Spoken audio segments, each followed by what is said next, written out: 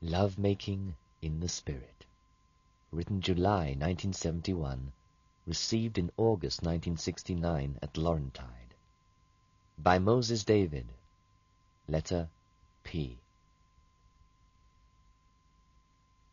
As thy bride of the morning hath awakened thee with her kisses, and as her soft touches hath aroused thee, so shalt thou woo my spirit, and touch the hem of my garment, my skirt.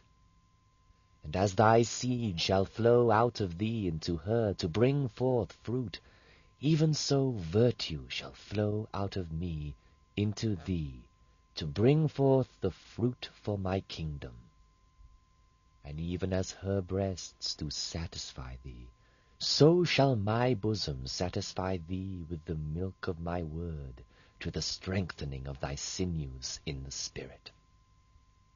And as the kisses of her mouth arouse thee, and the touches of thy tongue do thrill thee, even so shall the kisses of my mouth inspire thee to the completion of thy loving, and the touching of thy tongue by my spirit shall inflame thee to perfect union with me. And as her embraces do enthrall thee, and her body doth warm thee, so my arms are about thee, and we are one. And as her periods of menstruation do give her rest from the ecstasies of thy love, and the sowing of thy seed, even so thou dost need thy periods of rest and recuperation from the witnessing and the meeting of their need. And even as thou dost thrill with gentle caresses, and communicate with soft whispers in thy loving, so shalt thou be enthralled with the caresses of my love, and the communications of my spirit, as thou dost love me. And even as I have said in my word, that there is a time for love, even as thou dost take time in the bed of love for the wooing of thy lover, so must thou spend time in loving me, in the bed of our fellowship together, in the realm of the Spirit. And as thou, during the ecstasy of thy love, doth see visions of paradise in her eyes, so shalt thou, in the ecstasies of my love, see visions and revelations of the things that I have in store for thee, and shall hear the sweet promises of the future of things to come.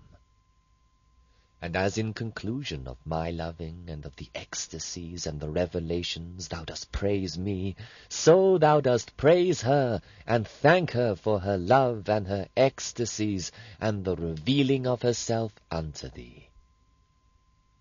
But even as all this sacrifice and ritual of love would mean nothing without obedience, so shalt thou then go forth from thy chamber as the bride to obey and to minister and to perform the labors of my household.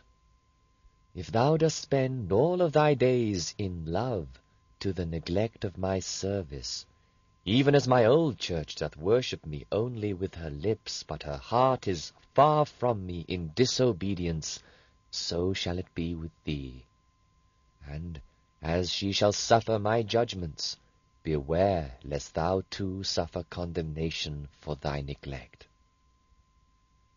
And as the words of love and praise and the witness of her name are continually upon thy lips, as thou dost go about thy labors, so shall my name and my praises and the words of adoration to me be continually upon thy lips to me.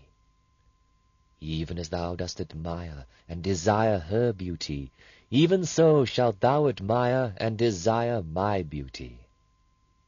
And be not as the old church, which doth wear clothes which are for show, and to protect herself from me, but bear thyself unto me, even as unto thy love, in humility and love, even as thou dost bear thyself unto his love.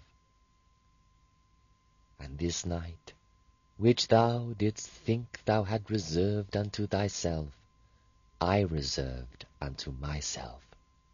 This night, which thou didst dream of for the wooings of love and the ecstasies of the flesh, I brought about for the wooing of my spirit and the ecstasies of my orgasms.